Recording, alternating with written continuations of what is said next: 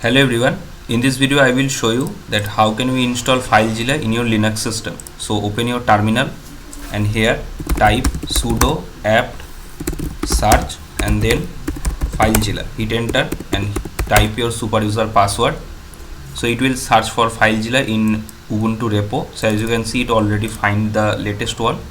So you just need to copy the name and now type sudo apt update or sudo apt install and then paste the name and hit enter. So it will first update your repo and it automatically asking me to install. So I click on Y. So as you can see, it started installing in my Ubuntu system.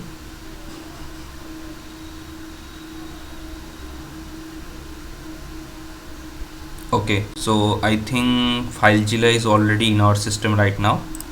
So if I go to our apps, as you can see, this is the FileZilla. So click on it.